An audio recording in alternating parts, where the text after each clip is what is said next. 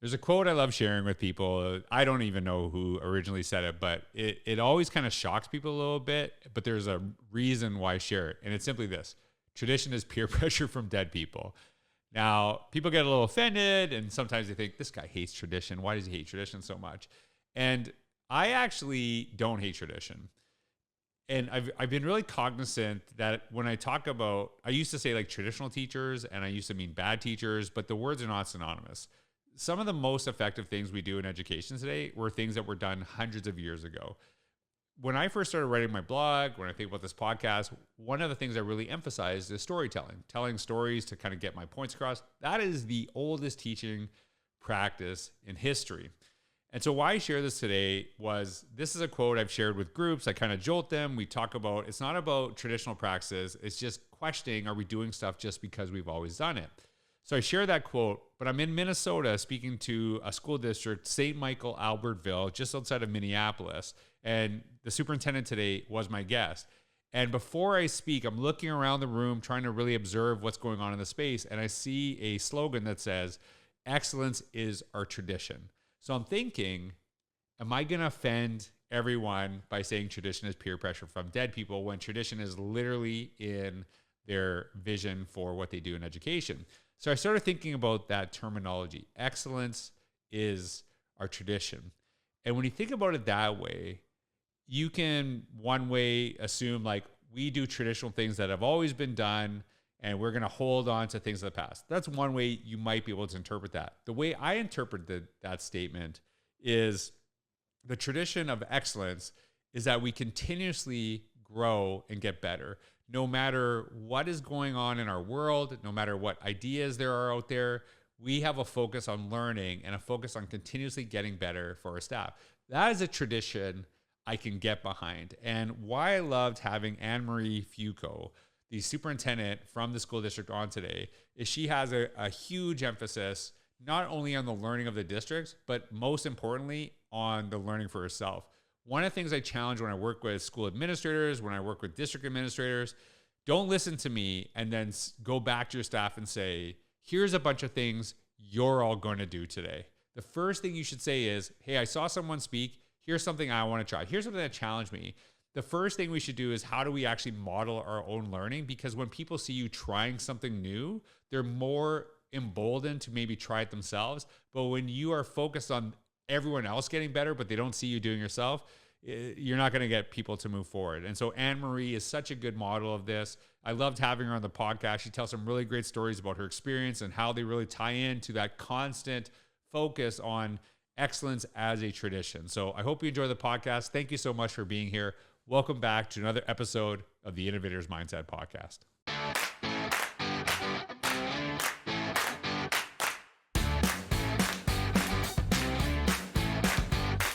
Hey everyone, this is George Couros. Welcome back to another episode of the Innovator's Mindset Podcast. I am so blessed today to have Ann-Marie Foucault, and I'm making sure I say that right. And she is the superintendent of St. Michael-Albertville Schools. It's a suburb, is that fair to say, just outside of Minneapolis.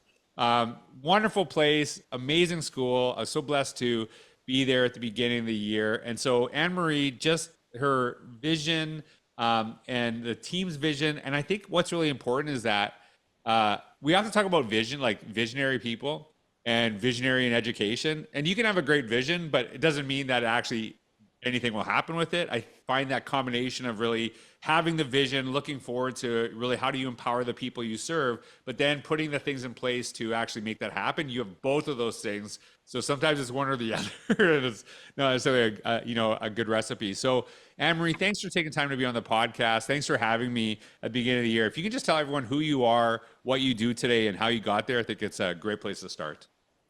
Great. So George actually was at our school, like he said, just a few weeks ago, and we have 850 staff, and our staff loved him. They repeatedly, they pulled me over on the side when we're in a classroom, when I'm on a field, when I'm wherever I'm at the grocery store. One of them said, boy, that George really, he was good. And what's great is that the message resonated with them deeply, because we are about relationships, we're about culture, and they will tell me if they don't like something. And because I've been here 25 years, they loved it. So I had to make sure I had mentioned that, because a lot of them said, and I told you this before, a lot of them said it was the best keynote they've ever been to. Okay, So before you get into this, I gotta share something with everybody. So I was there and you were honoring, I'm not even kidding, you're honoring 30-year teachers. These are the youngest looking. One of the guys looked like Jason Statham. I don't know if you know who that is. I don't know if you know who I'm talking about. Like, I'm like, what is going on here? Are these people frozen in time? They are the youngest looking 30-year teachers I've ever seen in my life. And so I mentioned that, so that's probably why they like me right there. they did say that. You did say that because afterwards I went back and looked at their pictures and I'm like, gosh, they do look young. So, I'm like, no, holy, yes, yeah, good for them. So I don't know what's going on there, but pretty, something in the water. yeah. Something in the So water. I think Yes. I think it's the temperature. I think you get frozen there in Minnesota. I know, Thank you. you Yes. know. So that okay, so Good. There's a that's lot good. of health benefits. All right, so that's probably why they like me. All right, so tell us about you. Tell us about like what you do today. How did you get there? So my history. So I started off as a teacher, graduated pre-med from a college in an engineering school in Michigan, and that's where I lived. And then was a teacher, came to Minnesota with my husband, and I was going to go to medical school, decided that it's going to sub a little bit and fell in love with it. My mom was a teacher until she was 77 years old. And so I loved teaching. I loved being around her, but I wanted to do something different. So science and math teacher for 9 years. Then I was a testing and assessment coordinator, teaching and learning director for 15 years. And simultaneously, and most interestingly, I was a principal at our kindergarten center. And I'm a secondary, so science, chemistry, math, high school. And I was put in a building with 477 kindergartners. And I thought it was going to be disastrous, but it was actually one of my favorite jobs and the best thing that could have ever happened to me, because as a secondary teacher, you stand there when the kids, there's no hugging, there's, that kind of thing. And kindergartners, they hug. And so I spent the first month like a mummy, just like holding myself still. And I stayed there 9 years. It was wonderful. And then I'm superintendent. I've been for 9 years. And so 6 years I was at two other districts in the metro, and I've been in this district for 25 years. So And okay. I love my job. I did not know that about the kindergarten thing. And it is interesting, right? It's funny that you say that because I remember saying like I teach elementary, I teach high school. There is no way I'll teach middle school. Like that's just a weird phase of life for kids. I don't want to be a part of that. And then I actually ended up teaching middle school for like a large part of my career and loved it. And I think sometimes it just kind of throws you off, but it's sometimes like it brings something out in you that maybe you're like, oh, this is kind of fun. Like, this is interesting too. Cause like middle school kids for me, there's some weird stuff going on at that time in life. And I was like, yeah, I like remember this time. It was super weird for me. So, it's kind of cool to guide them. So, I'm curious about that role as a principal with kindergarten kids. What are some like lessons or like a lesson that you had that you apply to what you do today as a superintendent for, basically pre-K to 12? Like what do you do there? Yep. So actually like the big thing I keep going back to about relationships. I knew nothing about kindergarten. I was a curriculum or teaching and learning director. So I knew the curriculum, I knew the assessments, I knew like the content, like as a teacher. It was just transferred to a principal. So I knew that, but I didn't know anything about kindergartners. I had a daughter, but that's one. I had 477. So I had 21 or 22 teachers and a whole host of teachers' aides, paraprofessionals, and I did not know a thing about kindergartners. So what I did was make sure that I found out. So I started by meeting with all the teachers individually so I get to know who they were. Not that they were down the hall, Mrs. Johnson was here, but, I learned, about Mrs. Johnson's family. I learned about that she makes the most amazing brownies and learned about that so that I could further that learning and find out, like, what do I need to know about kindergarten? What do I need to know about kindergarten parents? What do I need to know about open house, recess? Who would have thought I didn't know this? I'm sitting at my desk one day and a couple teachers kept walking by and I thought, gosh, I must be forgetting something because, what did I do now? And so they kept walking by and finally one popped in and said, is it outdoor recess today? And I said, it's raining out. I looked out my window and I said, it's raining. So no. And she said, well, you didn't send an email. And I thought, aha, I, I wouldn't have thought to send an email out because I just thought people would look out the window and figure out that we're not going outside for recess. So it's those things that I was on the trajectory for when I was teaching. Every 3 years, I would switch districts. Not because I wasn't tenured or anything like that, because I wanted to, I was always growing and I just didn't find my home. And when I was at the primary or at the kindergarten center, I lasted 9 years and I would have stayed there had I not been asked to apply for this position as superintendent. But those lessons, then when I got to be, when I was in the superintendent, I did the same thing because there's some saying that, everything you need to learn in life, you learn in kindergarten. Well, I learned it in kindergarten, but I was quite a bit older than my kindergarten friends. But I learned about relationships and I knew it as a teacher, but I just took that and it was bigger. And I made sure that I knew like birthdays. I knew when Mrs. Hermanson's siblings, were in town, or when Miss Jones' father died. And I showed up, I went to the funerals. I remember driving 2 hours to this funeral, over here to this wedding. And even to this day, I call people accidentally by their maiden names across the district because it's ingrained in me. But yet when I do that, it's not on purpose, but it does it. They always smile and it just brings us closer together because that's all we are, is about relationships. And surely we can celebrate the successes, but every district has a lot of challenges and we've had our share of challenges too. But it's the people that you have those relationships with and those connections that are going to show up for you and they're going to follow you, even though they might be thinking, holy cow, Ann-Marie, like what the heck are we doing now? They know it's going to be okay. And we're a strong team and we're going to get through it together, which sounds so corny and like a cliche, but it really is true. And if you work at those relationships, even when you make like a dumb mistake or a bad choice, because I do that all the time. I admit I did something wrong or did something that I could have made a better choice. And I think they value that because I was vulnerable and I shared, I screwed up, but they'll follow you. And it always goes back to those relationships. So answer. No, and I think it's funny because when you were talking about everything I learned in kindergarten, that's what I actually thought about that when you were sharing, your role as a superintendent and how long you were doing that for. And, as you're talking, I was really thinking about like basically everyone that's listening to this, everyone that's in education, everyone who's not in education, we go through crappy things in our life, and who you are around matters so much more then. And that you can lean on people, you can connect with people, and we're all going to have those times where we kind of go through some of this stuff. And that is why it is so important. When I think about kindergarten and think about that time for me as a kid, I still remember my kindergarten teacher. Like I still remember Mrs. Stock. She was absolutely amazing. And really how kindergarten teachers really set the tone for like a school experience forever for these kids, right? Like, and I love school because I love Mrs. Stock. She just made my day. She taught me things. I actually remember one time I got in trouble, and I like still think about when I got in trouble, but I was so upset because I hurt Mrs. Stock. Like that was, because I just loved her so much, and she just created that opportunity, and I wanted to be good, because of her, and that really, really mattered. When I was there, there's a line that I share often, and it's a quote. It's not mine.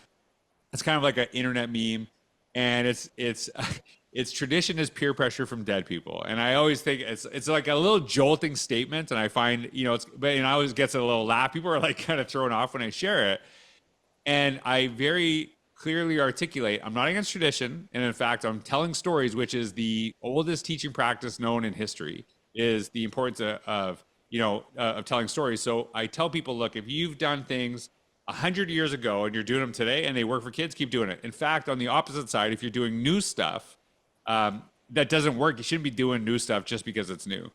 And I always kind of articulate that, but I'm always kind of thinking about, I'm trying to listen what's going on in the room, really try to build on your messaging.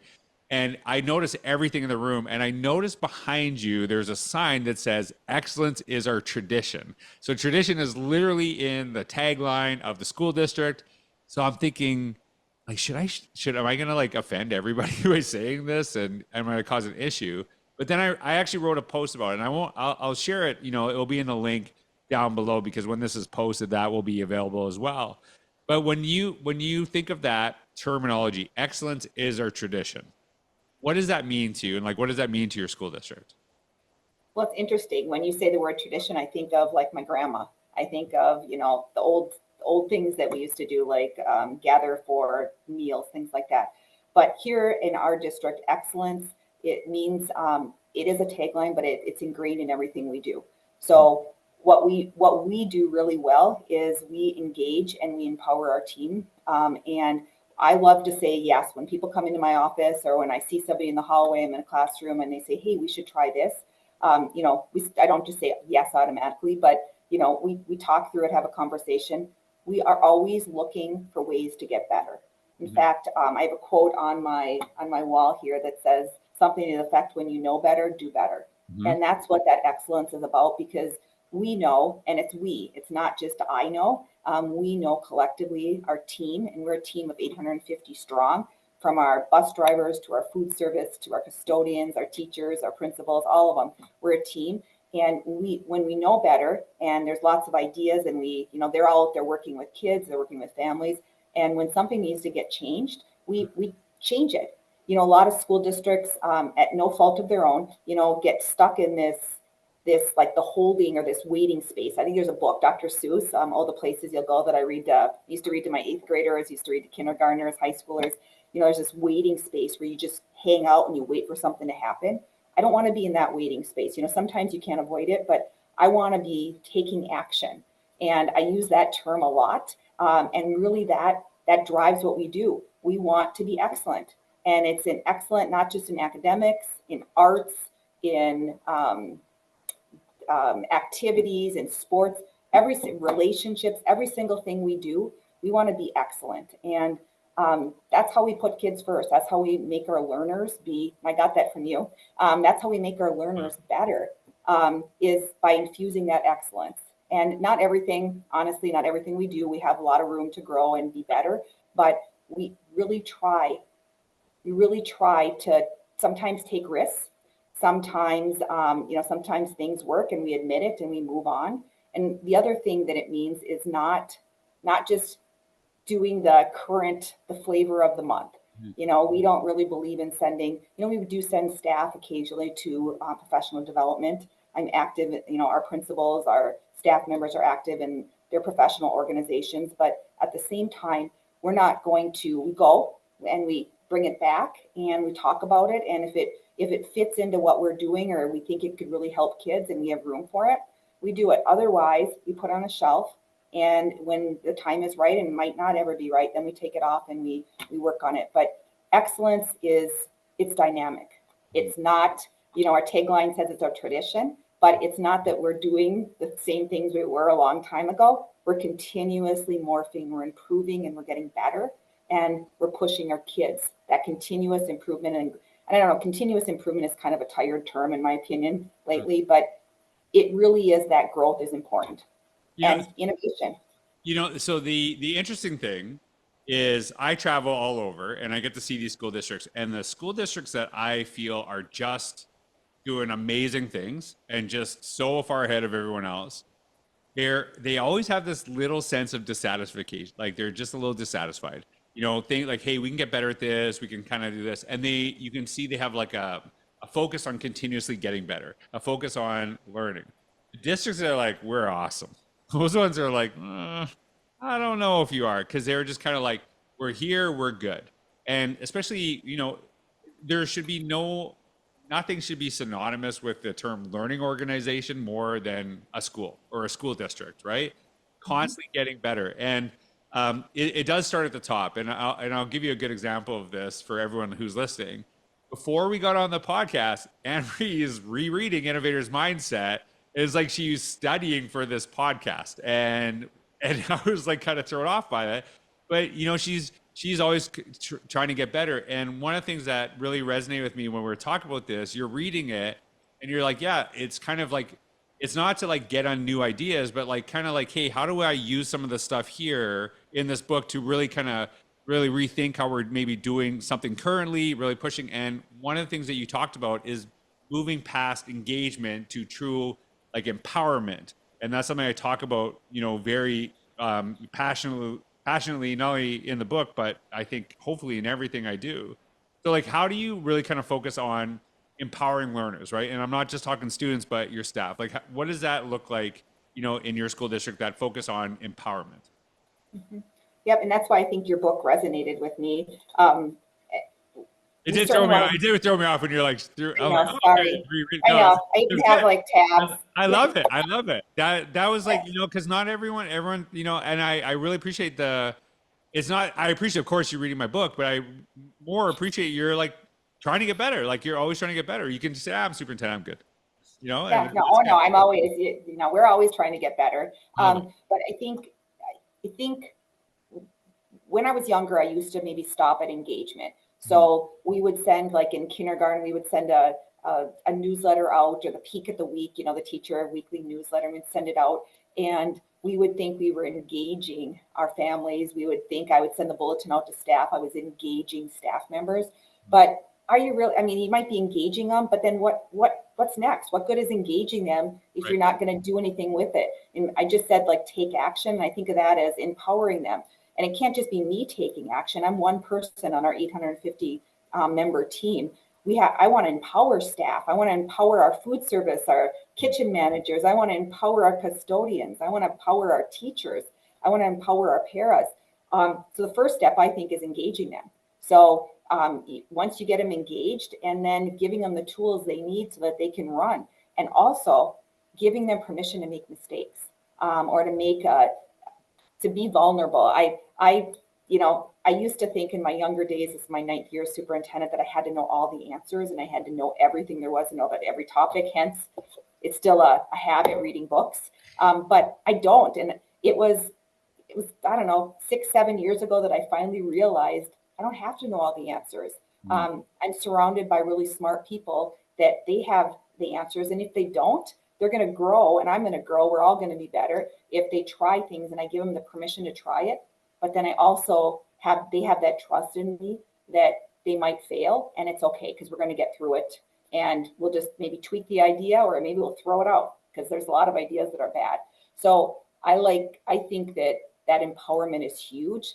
And I would like to think that if you asked, I'm always a work in progress, but I would like to think that if you asked any staff member in our school district, or especially on our administrative team, which is about 30, 40 strong, that they would say that I empower them, because I can't do all this job myself, and I can't. And I say job, and I grin when I say it, because most days I can't believe I get paid to come here because I love what I do, which sounds kind of corny, but I can't do it alone. And if we're really here and we want kids and we want our learners to succeed and to grow, then it takes all of us. And so that empowerment is huge. One of the things you said that was interesting, because I do think we have a lot of parallels in our thinking and our careers. I was all about engagement really early on in my career. And I remember in my first year, I can talk forever. Like I can talk like nonstop. You can give me anything, I'll talk. And I would just tell stories to my students, and I could always do like little funny jokes and stuff like that in the kids. And then I was teaching grade 4, and then those kids went to grade 5, and they would always come back and visit me. And they're like, "Oh, Mr. Couros, like we miss you so much. You were just the best teacher." And they're like, and I'm like, "Oh, like what's going on? How's your year going this year?" Like our teacher makes us like do stuff. And we have to really be independent and stuff like that. But we could just listen to you forever. And I used to think, oh, like I'm just awesome. Like I'm just awesome. Like obviously. But then as I like grew, I'm like, oh my God. Like I was such a problem because it was all about me keeping their attention, doing this. But they wouldn't. They were like so dependent on someone. And it's like there's a little fine line between entertaining and engaging. And I feel like that too. And so I always differentiate that. Someone see me speak and they're like, "Oh, you must have been a great teacher." I'm like, "No, no, no. I'm a good speaker." Teaching is a very different skill set than being a speaker. So don't think they're one and the same. Like obviously there's some elements of both that kind of connect. So I appreciate that you said that, because I was in the same place too. It's like, "Hey, I'm going to be the most interesting person here, and kids I'll keep their attention forever." But then what happens when you don't have a person like that? What happens when you don't have someone like that? So I really appreciate your willingness to like learn and grow, and I saw it evident throughout your community. It wasn't just you, which from the second I got there too. So just thanks for taking time to be on the podcast. I'm like I know that you're doing a lot of stuff with students this year, so we're going to hear a lot more about St. Michael from the viewpoint of the students, which is truly empowering. So thanks for being on the podcast today, and thanks so much for welcoming me to your community. And I can't wait for other people to learn more about you and your district. Yeah, thanks for having me, George. It was delightful to visit with you, and I look forward, even though I've heard you speak, but I look forward to seeing you twice this winter because I'm going to head to the two different ones. So it was that engaging that I'm going to go see you twice. So thank you. It's a great opportunity. Well, I can't wait to come back to Minnesota, coming up really, really soon. So thanks everyone for listening. I hope you have a wonderful day.